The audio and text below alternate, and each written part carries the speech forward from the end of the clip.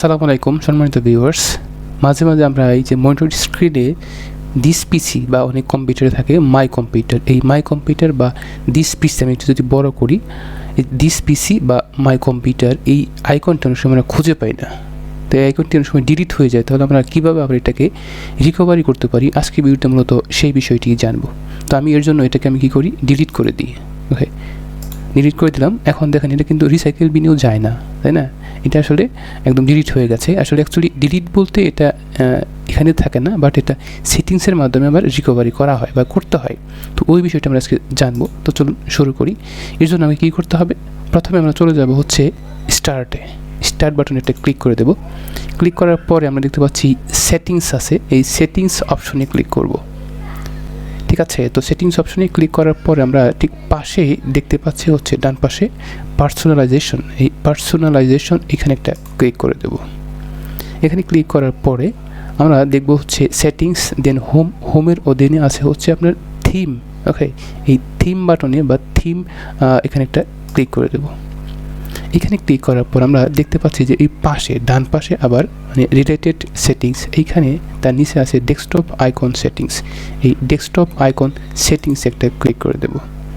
তারপর আমরা দেখতে পাচ্ছি ডেস্কটপ আইকন সেটিংস এর একটি পপ আপ চলে আসছে, সেইখানে ডেস্কটপ আইকনগুলো দেখাচ্ছে, অর্থাৎ যে আইকনগুলোতে টিক মার্ক করা আছে ওইগুলো কিন্তু আপনার ডেস্কটপ স্ক্রিনে দেখা যাবে। যেমন রিসাইকেল বিনটা অলরেডি টিক মার্ক করা আছে, এটা কিন্তু এখানে দেখতে পাচ্ছিলাম।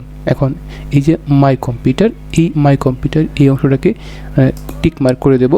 দেওয়ার পর আমরা যদি কিনে অ্যাপ্লাই বাটনে ক্লিক করি এবং যদি আমি হচ্ছে ওকে দেই, তাহলে আমরা ব্যাক করে চলে যাব, বের হয়ে যাব, দেখব যে আমাদের ডিসপিসি কিন্তু চলে আসছে। ঠিক আছে, এটি একটা সুন্দর ওয়ে। ওকে, পাশাপাশি আমি আরেকটা কিছু আপনাদের দেখাতে পারি, সেটা হচ্ছে আমরা দেখি অনেক সময় দেখি স্ক্রিনের মধ্যে এই যে ভিউ অপশনটা আছে, এই ভিউ অপশনে আসলে কাজ করে কিন্তু অনেকগুলো কাজ আছে। দেখতে পাচ্ছি ভিউতে ক্লিক করলে এটা কোথায় পাবো, এটা স্ক্রিনের হচ্ছে মাউসের ডান বাটন, মাউসের রাইট বাটনটা ক্লিক করব, তার আমাদের এই পপআপটা চলে আসবে। এইখানে আমরা পাচ্ছি ভিউর এখানটা আছে লার্জ, মিডিয়াম, স্মল। আমরা যদি স্মল ক্লিক করি তাহলে প্রত্যেকটা এখন কিন্তু অনেক ছোটো হয়ে গেছে। ওকে, এবার আমি যদি এটাকে একটু মিডিয়ামে করি তাহলে এটা বড় হয়ে যাবে, যদি আরও লার্জ করি তাহলে এটা কিন্তু আরও বড় হয়ে যাচ্ছে। এটা একটা কাজ।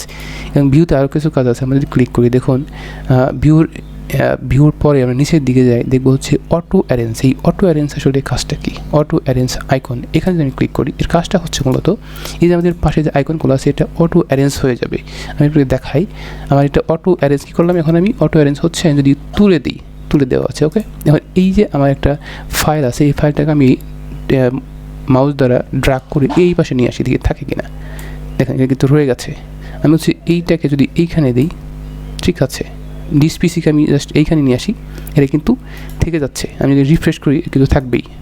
হ্যাঁ, এটা কিন্তু রয়ে গেছে। বাট আমি যদি এবার রাইট বাটন ক্লিক করে ভিউতে যাওয়ার পরে যদি আমি অটো অ্যারেঞ্জ এটাকে যদি টিক মার্ক করে দিই, দেখেন অটো কিন্তু চলে আসছে, অর্থাৎ এই আইকনগুলো কিন্তু অটো অ্যারেঞ্জ হয়ে যাবে এই ভিউর মাধ্যমে, অটো অ্যারেঞ্জ ক্লিক করার পরিপ্রেক্ষিতে। ঠিক আছে, এরপর অনেক সময় কী হয়, আমাদের হচ্ছে ডেস্কটপে এই যে লেখাগুলো আছে, এই যে আইকনগুলো আছে, এর আমরা কিছুই দেখতে পাই না, একদম ব্ল্যাঙ্ক হয়ে থাকে। এটা কি হয় আমরা দেখাই আপনাদের, আমরা এই জন্য যাবো হচ্ছে ভিউর পরে হচ্ছে এই যে ডেস্কটপ আইকন, দেখুন কিচ্ছুই কিন্তু নাই। এখন অনেক সময় হয় কি যে আমরা কিছু খুঁজে পাচ্ছি না, এর জন্য আমাদের কী করতে হবে, জাস্ট মাউসের রাইট বাটন ক্লিক, দেন ভিউর পরে হচ্ছে এই যে ডেস্কটপ আইকন, তার কিন্তু সব আবার চলে আসছে। ঠিক আছে, তো বন্ধুরা যদি ভিডিওটা ভালো লাগে অবশ্যই লাইক, শেয়ার এবং আমাদের চ্যানেলটি সাবস্ক্রাইব করবেন। ধন্যবাদ।